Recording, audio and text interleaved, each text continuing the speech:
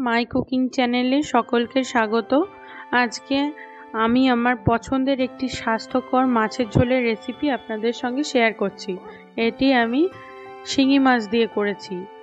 এর জন্য সবার প্রথমে লাগছে লবণ, হলুদ, জিরে গুঁড়ো, ধনে গুঁড়ো, সর্ষের তেল,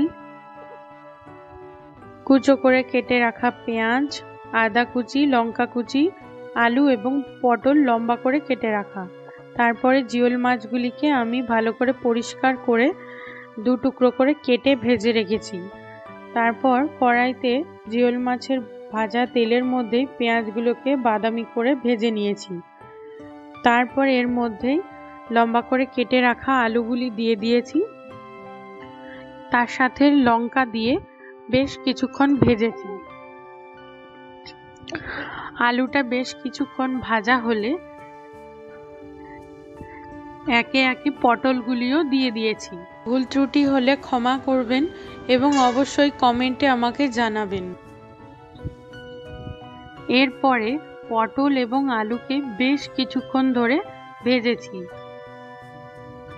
আপনারা এটা মিডিয়াম ফ্লেমে করবেন, কারণ পটল খুবই সফট হয়, বেশি তাপ দিলে পুড়ে যাওয়ার ভয় থাকতে পারে। এরপর স্বাদ অনুযায়ী লবণ দিয়ে দিয়েছি এবং তারপর আরো বেশ কিছুক্ষণ ভেজে নিয়েছি।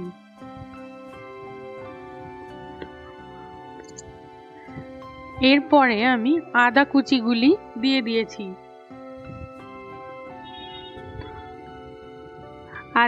আদা কুচি দেওয়ার পরেও 5 মিনিট ধরে আমি ভেজে নিয়েছি।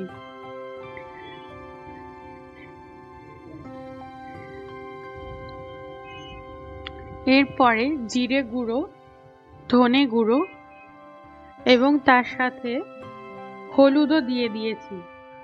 ক্ষমা করবেন, হলুদ দেওয়াটা আমি দেখাতে পারিনি। এরপর আলু এবং পটলের সাথে বেশ কিছুক্ষণ কষিয়ে নিয়েছি।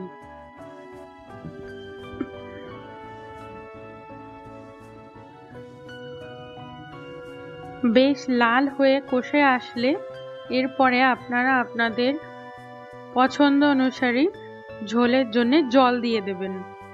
সেই জলের মধ্যে আলুটাও ভালো করে সেদ্ধ হয়ে যাবে।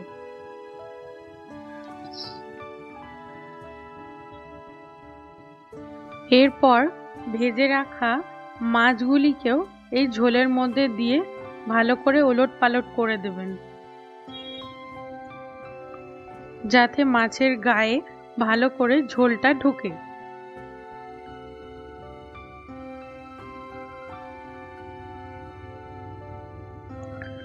তারপর 10 মিনিট মতো মিডিয়াম ফ্লেমে ঢাকা দিয়ে ফোটানোর পরেই তৈরি হয়ে যাবে সুস্বাদু স্বাস্থ্যকর জিওল মাছের ঝোল।